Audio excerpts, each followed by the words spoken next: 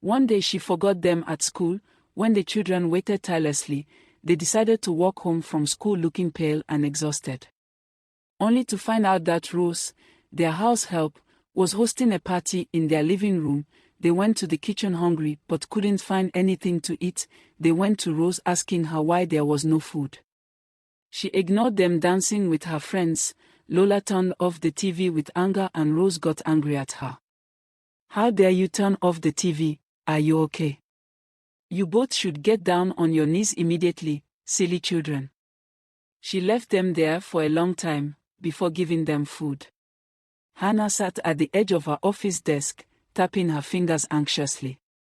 Papers were stacked around her, reports awaited her attention, and a meeting reminder pinged on her computer screen. She glanced at the clock and sighed. It was already 7 p.m., and she had promised Bayo and Lola that she would make it home in time to tuck them into bed. It was the third night in a row she'd have to break that promise. She leaned back, massaging her temples. "Something has to change," she muttered under her breath.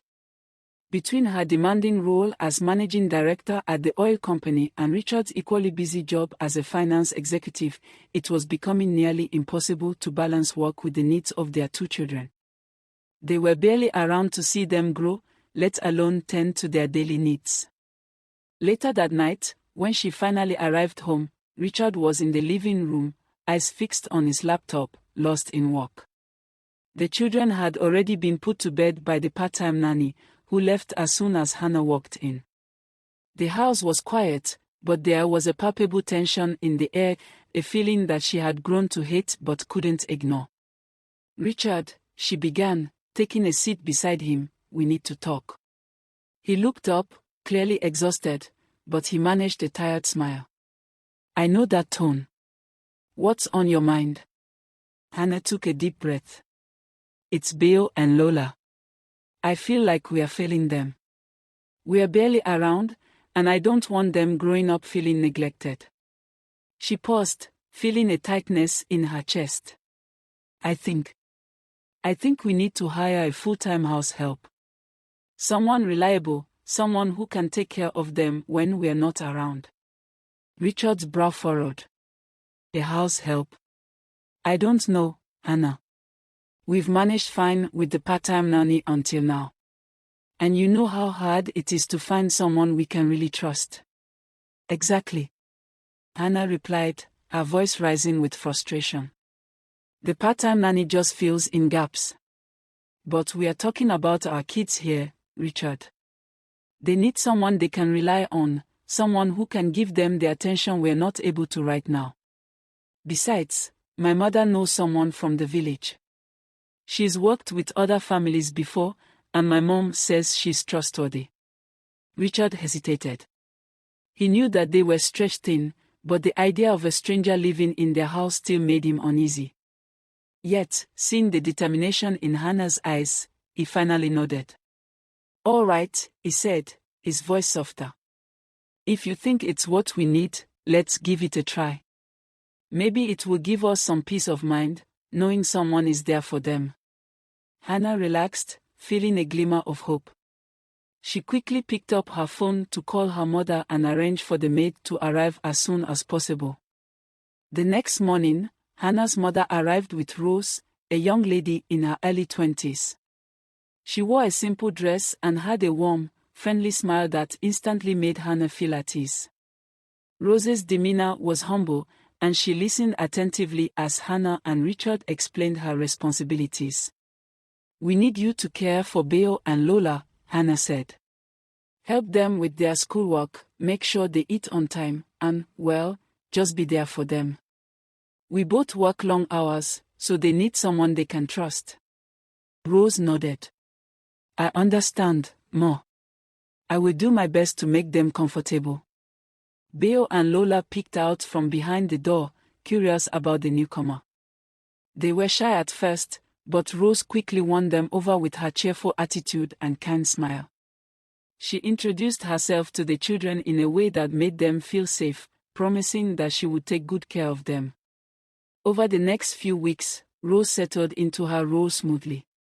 She seemed diligent, never missing a beat with the children's routine.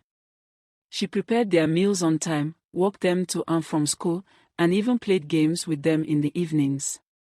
Hannah and Richard felt relieved.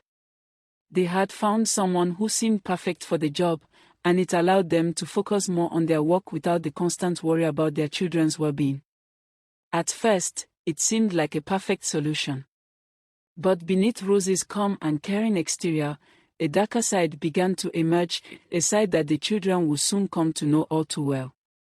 One afternoon, as Bayo and Lola waited for Rose to pick them up from school, the minutes dragged on. Their school closed at 4 p.m., but Rose was nowhere to be seen. They watched as other parents arrived, collecting their children and heading home, while they remained, waiting and growing more anxious with each passing minute. It wasn't until 6 p.m. that Rose finally arrived, looking unfazed. She muttered a quick apology, claiming she had been busy with other important things. The children felt confused and disappointed. They were too young to understand what had delayed her, but they sensed something was wrong. When they asked her why she was late, Rose brushed them off. "Don't ask me questions, okay? I'm here now, so stop complaining." The children exchanged worried glances but remained silent, not wanting to upset her further. When they returned home, they considered telling their parents, but as usual, both Hannah and Richard were already busy with work and barely had time to listen to them. Over the following days, small incidents like this began to occur more frequently. Sometimes Rose would forget to make lunch, leaving the children to fend for themselves, or she would leave them at home to visit her friends, telling them sternly to keep quiet about it. One day she forgot them at school.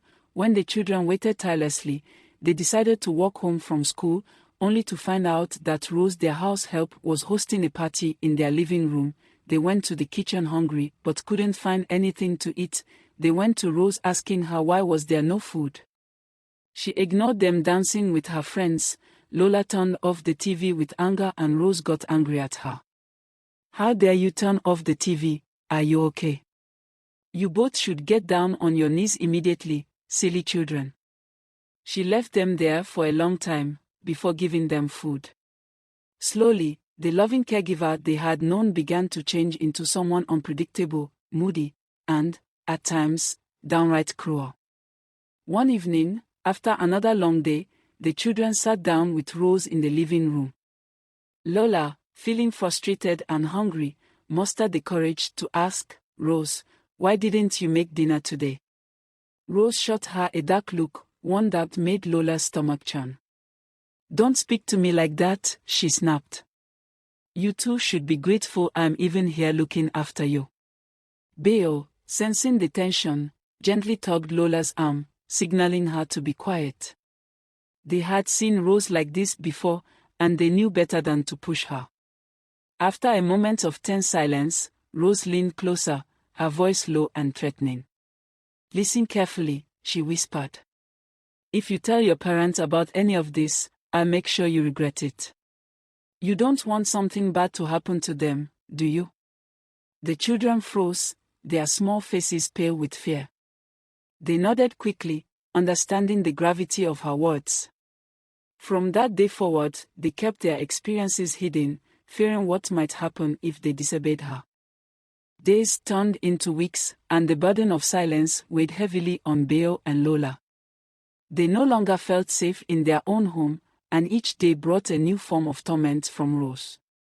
Sometimes it was hunger, sometimes it was harsh words, and sometimes it was the simple, cold neglect that made them feel invisible. Hannah and Richard remained blissfully unaware, still preoccupied with their demanding jobs. They noticed a change in their children's demeanor but attributed it to the stress of school and adjusting to a new caregiver. The irony was heartbreaking. They had brought Rose into their lives to help, yet they were now more disconnected from their children than ever before. As days turned into weeks, Bayo and Lola grew distant. They no longer shared their little secrets with each other, nor did they play the silly games that once filled their home with laughter. They had become silent, shadows of the carefree children they once were. Each day brought a new wound from Rose, whether in harsh words, careless neglect, or subtle threats that left them trembling with fear. One evening, Hannah finally arrived home early, a rare event that thrilled her as she anticipated spending some time with Bayo and Lola before bed. She knocked softly on Lola's door and peeked inside, expecting to see her daughter reading one of her storybooks. Instead, she found Lola curled up in bed, clutching a stuffed bear and staring blankly at the wall. "Sweetheart," Hannah whispered, walking over to her. "What's wrong? Aren't you happy Mommy's home early tonight?" Lola barely responded, only glancing up briefly before hiding her face in the bear's soft fur. "Just tired, Mommy," she muttered, her voice barely audible. Hannah felt a pang of guilt. She brushed Lola's hair back, kissed her on the forehead, and promised herself that she would find more time for her children. Later that night, Bayo lay awake, his heart heavy with anxiety. He knew he had to talk to Lola, to tell her that they shouldn't let Rose scare them. But every time he thought about confronting Rose, he remembered her threats, the terrible things she had said would happen if they told anyone.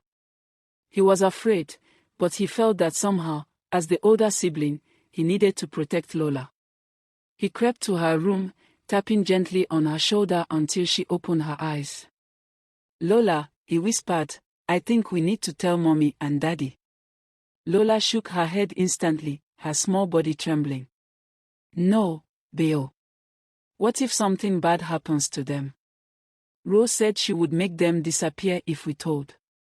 Bayo held her hand tightly, realizing that her fear ran even deeper than his own. "Then, we'll be careful," he said, trying to sound brave. "We'll tell them only when we're sure Rose won't find out." The next day, Bayo and Lola felt a flicker of hope. They decided that during dinner, they would subtly hint at the things Rose had been doing, hoping their parents would understand. But when dinner time came, both Hannah and Richard were preoccupied, scrolling through their phones and answering work emails. Rose served the food and stood nearby, watching the children intently, her eyes narrowing whenever they glanced at their parents. Bayo and Lola exchanged a look, feeling their courage slipping away. They wanted to scream, to shout, to beg their parents to see the truth. But every time they tried to speak, Rose's cold gaze silenced them. When dinner ended, Rose gave them a small, knowing smirk, as if she knew exactly what they had been planning. The children went to bed feeling defeated, convinced that they would never escape her. As the days wore on, small signs began to add up, and even the distracted Hannah and Richard started to notice the changes. Bayo seemed thinner, his face pale and his eyes hollow. Lola, usually a bundle of energy, now spoke in whispers, often flinching at the smallest sounds.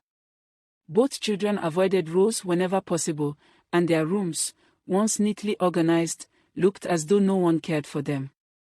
One evening, while Hannah was doing laundry, she noticed one of Lola's dresses had a tear in the sleeve, and Bayo's shirt was smeared with food stains. She frowned, wondering why Rose hadn't brought it to her attention. "Rose," she called, her tone sharp, "why are the children's clothes in such a state? You know they need to look clean for school." Rose shrugged nonchalantly. "They play rough, madam. I do my best, but I can't control them." Anna narrowed her eyes. Something about Rose's response didn't sit right with her, but she brushed it off, feeling too overwhelmed with work to confront her properly. By now, the guilt weighed heavily on both Hannah and Richard. Their children had become almost unrecognizable, and the few times they managed to spend with them, Bayo and Lola seemed distant, as if lost in their own world. Richard finally decided to have a heart-to-heart with Bayo, hoping to understand what was bothering him. That night, he took his son aside. "Bayo," he said gently, "is something wrong? You know you can talk to me." Bayo's eyes darted to the living room, where he saw Rose watching them with an intense stare. He swallowed hard, shaking his head. "No, Daddy," he whispered. "Everything's fine." Richard didn't miss the look of fear in his son's eyes. He wondered what could have caused it but decided not to press any further, afraid of pushing his son away. One evening, as Rose grew bolder in her cruelty, she left the children alone at home without dinner.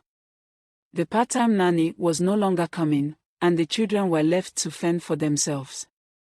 By the time Hannah and Richard returned, Bayo and Lola were already asleep, curled up together on Bayo's bed, too hungry and exhausted to stay awake. When Hannah found them, it was unusual to see them huddled together like that, especially since they had recently seemed distant from each other. She noticed how frail they looked, how their usually lively faces seemed weighed down by an invisible burden. The next morning, she resolved to keep an eye on Rose. Something wasn't right, and she was no longer willing to ignore the nagging feeling in her heart. One day Rose's friend told her about a method which she used in controlling her madam and her husband, by putting her urine and menstrual blood into the food for them to eat. Rose decided that one day she would try that method her friend talked about, so that she could control her boss too. The days turned into a game of careful observation for Hannah. She watched as Rose's attitude shifted whenever she was around the children. Rose would plaster on a sweet smile, but her eyes held a different emotion, a simmering disdain that she tried to mask. One day, Hannah pretended to leave for work but snuck back into her room to observe Rose's behavior. That morning she decided to drink water. She went to the kitchen and was horrified when she saw Rose putting her menstrual pad in the food she was cooking that morning for them to eat. Hannah immediately took her phone to record everything. That morning Hannah was terrified, not knowing what to do at that time. When Rose finally left to run errands, Hannah rushed to the children. She knelt down and hugged them both tightly, tears streaming down her face as she whispered, "I'm so sorry, my babies, is this what she has been giving you guys to eat? Mommy is here now." Bayo and Lola clung to her, their small frames trembling as they finally allowed themselves to cry. The dam had broken, and they told her everything, the threats, the neglect, the fear that had consumed their lives since Rose's arrival. Later that evening, after hearing everything from the children, Hannah told Richard everything and showed him the video she recorded. Together, they decided to call the police immediately. They had entrusted her with their most precious treasures, only to realize they had invited a wolf into their home. When Rose returned, she was met with the cold stares of Hannah and Richard. Hannah's voice trembled with anger as she spoke, "We trusted you, Rose. How could you do this to our children?" Rose tried to protest, feigning innocence, but the children's still strict faces told the truth that words could not deny. Richard's voice was firm as he told the police to arrest her, his hands clenched in anger. As the police took Rose out of the house, her face twisted with resentment, the children finally felt the weight lift from their shoulders. The nightmare was over, and for the first time in what felt like an eternity, they felt safe again. With Rose gone, Hannah and Richard vowed to make changes in their lives. They reduced their work hours, prioritizing time with their children above all else. Each evening, they shared family dinners, read stories together, and spent quality time reconnecting as a family. The road to healing was long, but with each day, Bayo and Lola grew stronger, their smiles returning little by little. They had endured pain that no child should experience, but now, in the warmth of their parents' love, they began to heal. Thank you for watching this video. If you enjoyed it, please subscribe to my channel and turn on notifications so you never miss an exciting new story. Your support means a lot, and I look forward to sharing more captivating tales with you. See you in the next video.